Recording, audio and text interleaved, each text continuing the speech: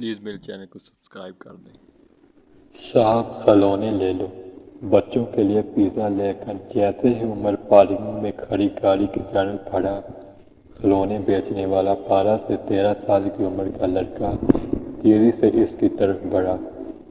مگر میرے بچے تو بڑے ہیں، وہ ایسے کھلونے سے نہیں کھیلتے۔ عمر نے معذرت خواہانہ لہجے میں اس لڑکے کو انکار کیا۔ اچھا ٹھیک ہے، آپ نہیں لیں گے تو کوئی اور صاحب اپنے بچوں کے لیے لے جائیں گے۔ اس کی آنکھوں کی چمک یکدم ماند ہوئی، مگر ساتھ ہی خود کو تسلی بھی دی۔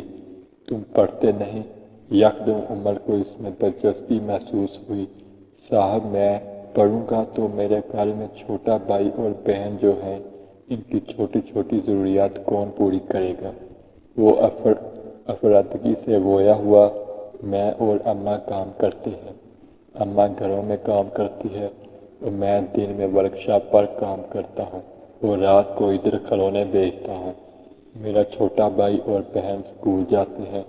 میں چاہتا ہوں کہ وہ میری طرح نہ ہوں، پڑھ لکھ کر بہت آگے جائیں۔ اس لیے میں اور اماں محنت مزدوری کرتے ہیں۔ ابا کو پچھلے سال فالج کا اٹیک ہوا تھا، تب سے وہ بستر پر ہے۔ اچھا یہ رکھ لو۔ عمر نے بٹوے سے کچھ روپے نکال کر اسے دینا چاہے۔ بھکاری نہیں ہوں، محنت کرتا ہوں، کسی کے آگے ہاتھ نہیں پھیلاتا۔ اماں کہتی ہیں، جو سوال کرتا ہے قیامت کے روز اس کے چہرے پر گوشت نہیں ہوگا۔ آپ کیا چاہتے ہیں، میں لوگوں کے آگے ہاتھ پھیلاؤں اور قیامت کے دن میرے چہرے پر گوشت نہ ہو؟ عمر کی بات سے جیسے اس کی خودداری کو تازیانہ لگا تھا۔ ارے یار، تم تو بڑا مانگے ہو۔ اچھا یہ بتاؤ، ایک کھلونا کتنے کا ہے؟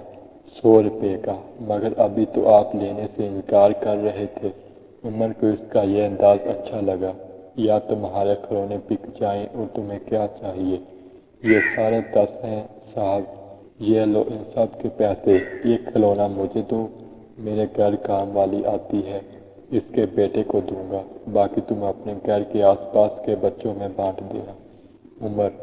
عمر نے اسے اپنا ارادہ بتایا۔ وہ لڑکا چلا گیا، مگر عمر کو گاڑی میں بیٹھتے ہی اپنا ماضی یاد آ گیا۔ سوچ کے ذریعے کھیلتے گئے۔ اس کے ابو ایک فیکٹری میں ملازم تھے۔ عمر اس وقت 8ویں جماعت میں تھا جب اس کے ابو کی دونوں ٹانگیں ایک حادثے میں ضائع ہو گئیں۔ اپاہج ہونے کے باوجود اس کے ابو نے کبھی اس کی بات کو کمزوری بنا کر کسی کے آگے ہاتھ نہیں پھیلائے۔ گھر کے دروازے پر بچوں کے کھانے پینے کا سامان رکھ کر بیچنا شروع کر دیا۔ امی لوگوں کے کپڑے سینے لگی۔ عمر اسکول جانے سے پہلے سائیکل پر لوگوں کے گھروں میں اخبار دیتا۔ اسکول سے واپس آتا تو ٹیوشن پڑھنے والے بچے آ جاتے۔ شام کو اپنی پڑھائی کرتا۔ یوں تینوں نے اب مل کر زندگی کی گاڑی چلانا شروع کر دی۔ عمر نے MBA کر لیا تو اس کو ایک فرم میں نوکری مل گئی۔ امی نے اپنی بھانجی سے اس کی شادی کر دی۔ آج اس کے 2 بیٹے ہیں جنہیں وہ محنت کرنے کی تلقین کرتا ہے۔ اس کے امی ابو دونوں اس دنیا سے رخصت ہو گئے ہیں، مگر ان کا صبر، لگن اور خودداری آج بھی عمر کے ہم قدم ہیں۔ جبھی آج اس لڑکے کو دیکھ کر اسے اچھا لگا کہ آج بھی ایسے خوددار لوگ موجود ہیں۔ موبائل پر کال آ رہی تھی جو اسے ماضی سے حال میں لے آئی۔ جی میرے بچوں، بس آیا ہوں کچھ دیر میں، عمر نے مسکراتے ہوئے بچوں کو کہا اور گاڑی پارکنگ سے نکال لی۔